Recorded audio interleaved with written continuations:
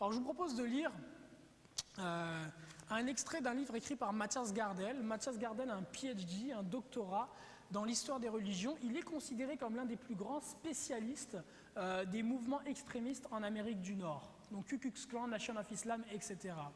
Et Matthias Gardel a écrit un livre sur la Nation of Islam. Et dans ce livre-là, intitulé In the Name of Elijah Muhammad, il parle de la culture hip-hop.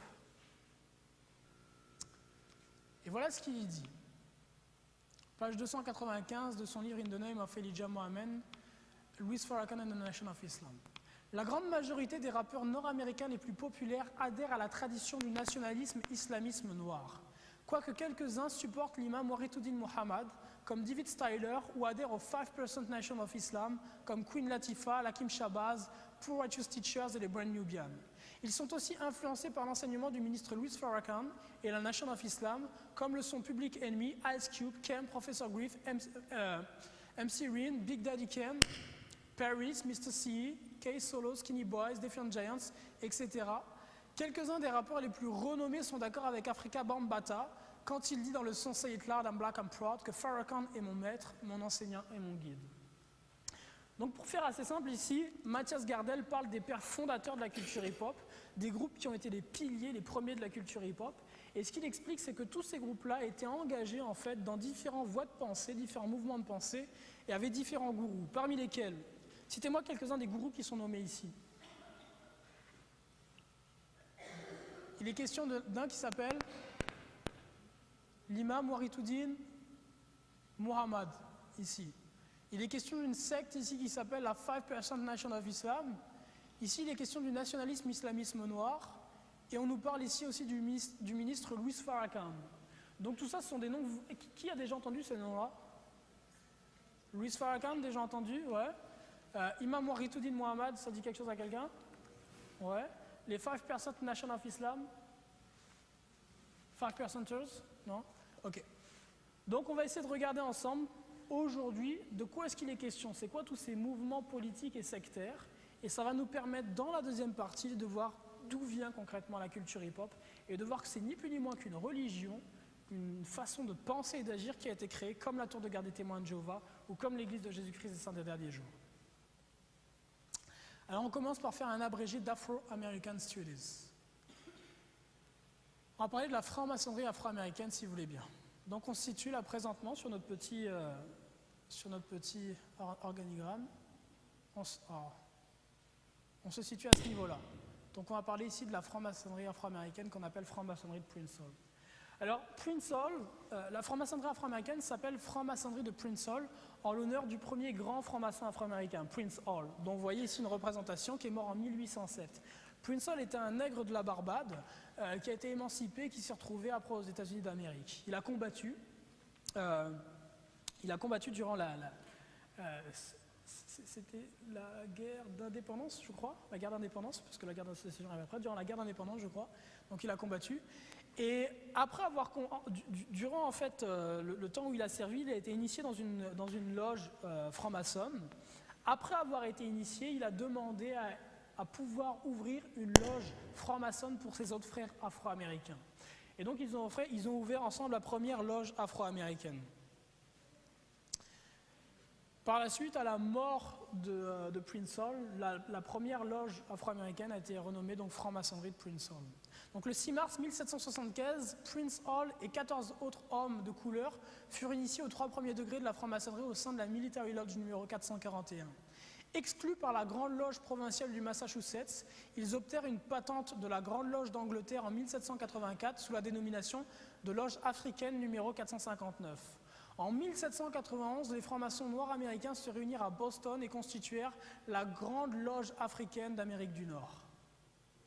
Donc ici, vous avez une photographie de francs-maçons afro-américains. Ici, vous avez d'autres francs-maçons afro-américains en train de défiler.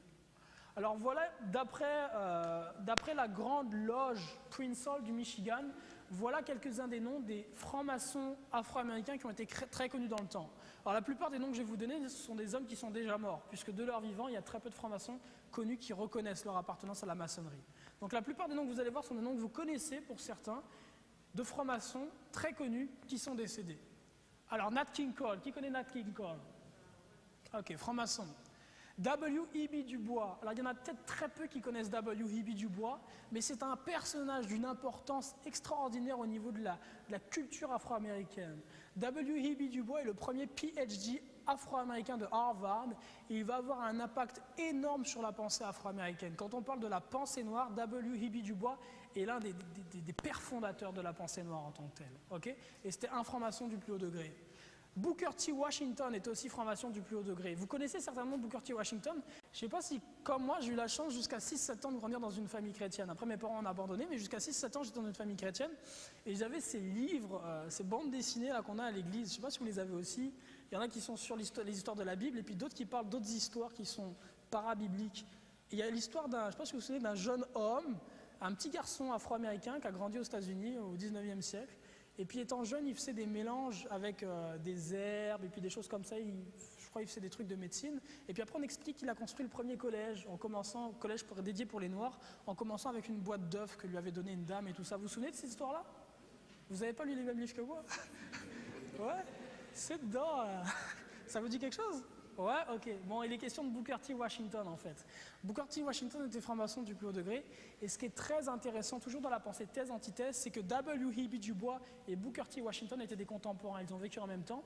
Ils représentaient deux mouvements de pensée totalement opposés en Amérique du Nord dans la communauté protestante afro-américaine. W.E.B. Du Bois prônait une éducation de très haut degré pour les Afro-Américains. Booker T. Washington prônait une éducation plutôt technique, donc axée plus sur l'industrie, de rester en bas de la société afro-américaine. Et les deux étaient sur le plan politique complètement opposés. Donc vous aviez des Afro-Américains qui prenaient le côté de W.E.B. Du Bois, d'autres qui prenaient le côté de Booker T. Washington et puis qui luttaient par rapport à ça.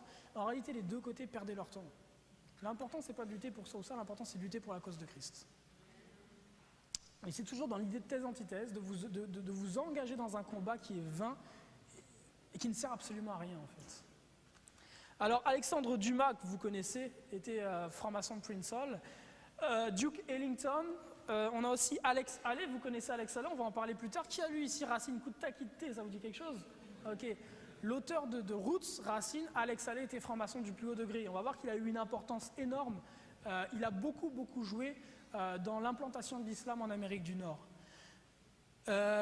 Benjamin Hooks, on a aussi Jesse Jackson. Jesse Jackson, le premier président, enfin le premier homme à s'être présenté pour la présidence afro-américaine pour le Parti démocrate.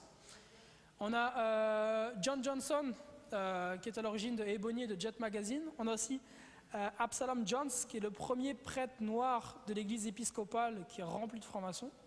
On a Don King, vous vous souvenez de Don King qui a vu le film Mohamed Ali? Le promoteur des combats dans Mohamed Ali, c'est un gars avec une grosse afro, vous vous souvenez? Ok, Don King, franc-maçon du plus haut degré. Léon Mba, le premier président de la République du Gabon.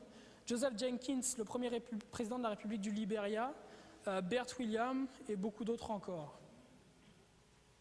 Alors parmi l'un des francs-maçons de Prince Hall les plus connus est certainement Kofi Annan.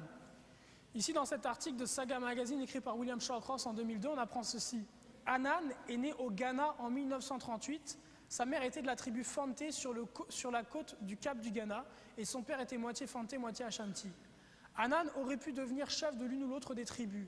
Dans les derniers jours de l'Empire britannique, son père était en affaires, directeur d'une filiale de Lovers Brothers, désormais c'est Unilever, et un des principaux francs-maçons de son époque. Donc le père de Kofi Annan était un très grand maître maçon.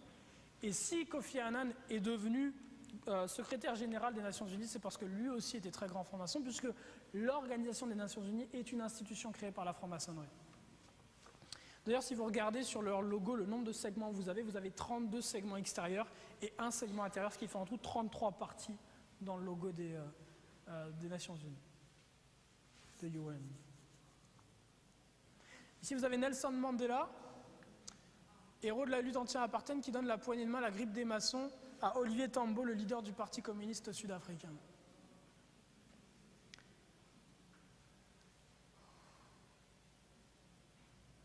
Ok, alors on va parler maintenant, si vous le voulez bien, après avoir parlé de la franc-maçonnerie de Prince Hall, on va parler du panafricanisme. Qui a déjà entendu parler du panafricanisme?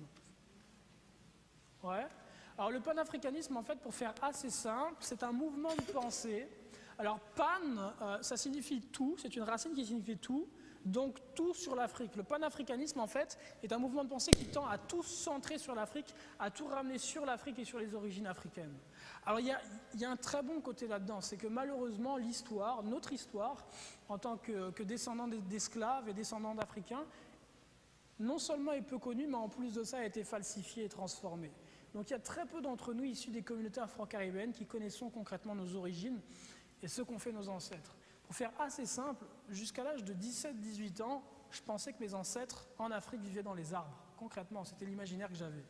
Okay, jusqu'à l'âge de 17-18 ans. C'est ce que j'imaginais, que mes ancêtres, avant d'être transportés dans la Caraïbe, étaient ni plus ni moins un peu comme des singes, là, si vous voulez.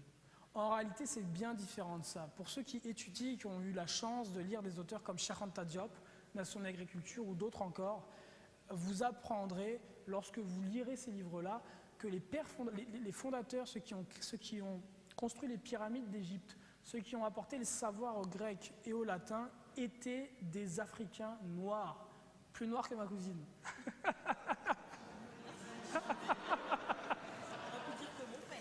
Bah, c'est positif. Oh. Donc, pour montrer que nos ancêtres africains n'étaient pas des êtres dénués de savoir, lorsque vous allez sur les bancs de l'école,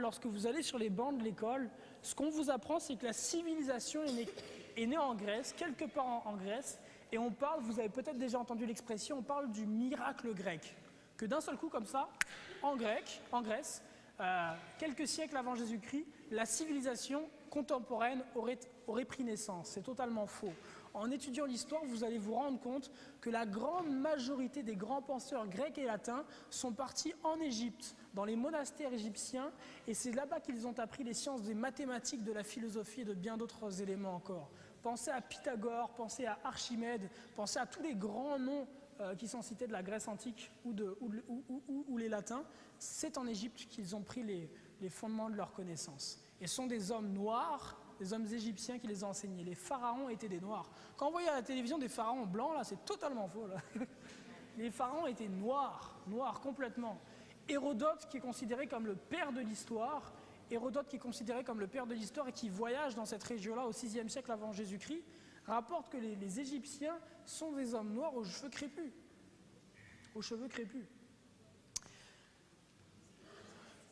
Alors, donc, pour conclure sur ce que je disais par rapport au panafricanisme, en fait, ça c'est le bon côté du panafricanisme. Le panafricanisme, en fait, va révéler ce qui a été caché par rapport à notre histoire. Maintenant, le mauvais côté, c'est que voilà ce que vont dire les panafricanistes et Cheikh Anta Diop, le défunt Cheikh Anta Diop en tête. Ce qu'ils vont dire, c'est, puisque les premiers ancêtres étaient des pharaons, dirigeaient le monde, puisque ce sont eux qui ont construit les pyramides, et puisque ce sont eux qui sont à l'origine des civilisations contemporaines, certainement leur mouvement de pensée et leur foi devaient être la bonne.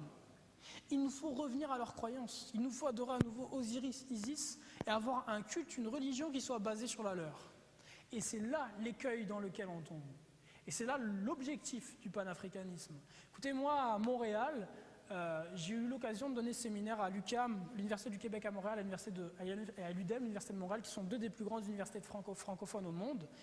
Et dans ces deux universités-là, vous avez un grand nombre d'étudiants qui proviennent du Cameroun et d'autres pays de l'Afrique, qui sont complètement baignés, complètement dans un mouvement à l'heure actuelle de pensée suicidaire. Ils adorent des dieux égyptiens, ils se saluent en disant Hotep, complètement sur notre planète, à cause de ces enseignements-là. Alors de quoi est-ce qu'il est question quand on parle du panafricanisme ? Alors, les pères fondateurs du panafricanisme sont W.E.B. Du Bois, dont on parlait tout à l'heure, qui est le premier PhD noir de Harvard, et Henry Sylvester Williams. Ces deux hommes-là, en fait, sont donc au fondement de la pensée panafricaine. Ici, dans le système de connaissances indigènes du siècle africain par le professeur Matole Mochega, voilà ce qu'on peut apprendre dans cet article-là d'octobre 2006. Booker T. Washington et ses contemporains, tels que W.E.B. Du Bois et Henry Sylvester Williams, furent profondément influencés par Prince Hall, le fondateur de la première loge maçonnique africaine. Dans ses études de la franc-maçonnerie, Prince Hall découvrit que les fondateurs des nations occidentales n'étaient pas seulement influencés par la philosophie solaire, le Kara, et la science de l'Éthiopie et de l'Égypte antique, mais aussi que les sciences modernes étaient originaires de l'Éthiopie et de l'Égypte antique. Ainsi, Prince Hall était convaincu que les Africains pouvaient ressusciter leur ancienne gloire et construire une nouvelle Afrique. Cette inspiration le poussa à construire des loges et des écoles afin d'illuminer et d'éduquer les esclaves libres. Ainsi, l'éthiopianisme devient la philosophie fondamentale de l'association panafricaine qui fut établie par Henry Sylvester Williams en 1900. Donc ce mouvement panafricain a un seul objectif, c'est détourner les nègres fraîchement émancipés. Quand j'utilise le mot nègre, ce n'est pas de manière péjorative. À l'origine, nègre, c'est un mot qui est positif et qui veut dire noir, tout simplement. Ça n'a aucune connotation péjorative. Donc ne soyez pas choqués si j'utilise le mot nègre, ok? Donc, le mouvement panafricain, donc, quand il est créé, a été créé pour sortir les protestants afro-américains fraîchement émancipés de leur église Southern Baptiste, de leur église méthodiste, en tout cas du mouvement protestant, pour les amener à des mouvements de pensée différents et notamment à se centrer sur les religions païennes de l'Antiquité africaine. C'est ce qui est rapporté ici. Alors ici, vous avez l'éminent professeur Cheikh Anta Diop, décédé en 1986, qui a écrit notamment un livre Nation Agriculture qui est excellent, que je vous recommande, en ce que c'est un livre qui est une recherche scientifique sur nos origines, mais attention, ne tombez pas dans l'écueil. Il y a une vérité qui est développée, il y a une vérité qui est présentée. Maintenant, cette vérité-là qui est présentée est utilisée pour vous amener à vous éloigner de Christ. Alors que cette vérité, au contraire, doit vous permettre de vous ancrer davantage dans qui vous êtes et d'où vous venez. Donc, il faut faire attention, et c'est exactement ce que Cheikh Anta Diop essayait de faire, d'éloigner les gens du christianisme et puis aussi de la religion qui est prééminente dans son pays, le Sénégal, à savoir l'islam.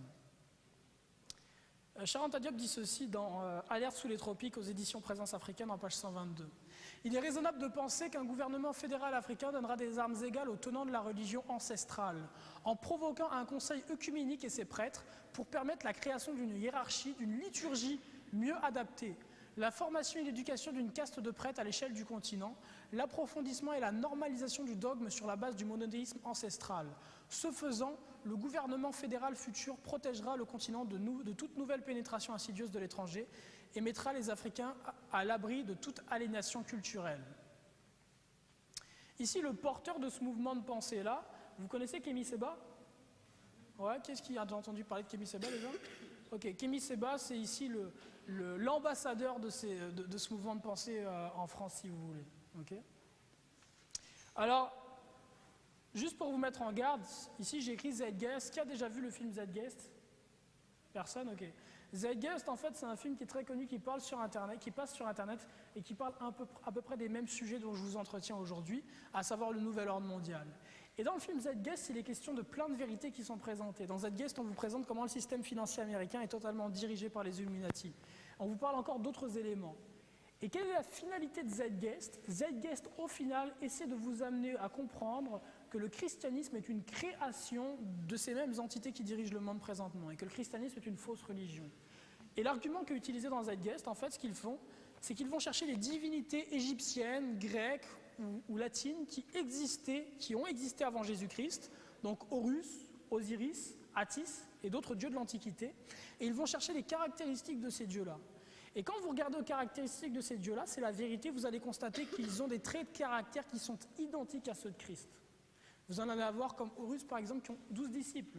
Vous allez avoir des dieux comme Osiris, par exemple, qui sont nés le 25 décembre. Même si on sait que Christ n'est pas né un 25 décembre, la grande majorité des chrétiens pensent qu'il est né un 25 décembre. Osiris était né un 25 décembre. Osiris est mort, puis ressuscité. Et si vous allez chez ces divinités-là, vous retrouvez un grand nombre de traits de caractère qui sont identiques à Christ.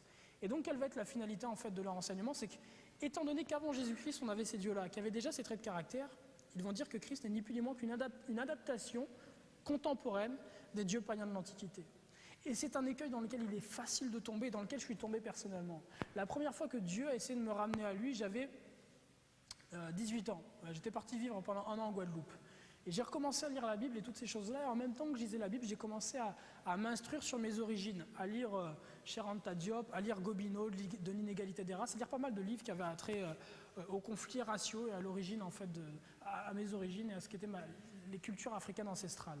Et en même temps que j'ai commencé à faire ces recherches-là, je me suis axé sur l'étude de l'Égypte et j'ai découvert que Osiris, par exemple, avait beaucoup de traits de caractère identiques à Christ. Et ça a complètement sapé ma foi. Parce que je me suis dit, mais Si avant Christ, ces divinités païennes étaient déjà identiques, en fait, le christianisme, ça n'est qu'une adaptation. Et je me suis rééloigné de Dieu pour encore 4-5 années avant de revenir à lui à 22 ans.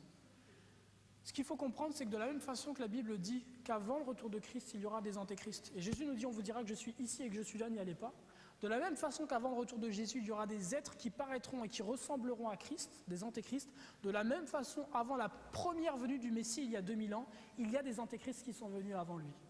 Il y a des antéchrists qui sont venus avant lui et qui se sont fait passer pour lui, les dieux païens de l'Antiquité. Et c'est ni plus ni moins que la même logique. Cela ne doit donc pas saper votre foi, mais au contraire la renforcer. Alors, on va maintenant parler du garvéisme, si vous voulez bien. Qui a déjà entendu parler de Marcus Garvey? Okay. Marcus Garvey, là encore, est connu comme un statut de libérateur au niveau de la pensée panafricaine, a le statut d'un homme qui a combattu pour les droits des Afro-Américains, un peu comme Malcolm X et comme d'autres grands noms de la communauté afro-américaine. En réalité, Marcus Garvey était un homme qui luttait pour détruire la communauté protestante afro-américaine. C'était ça son objectif de vie.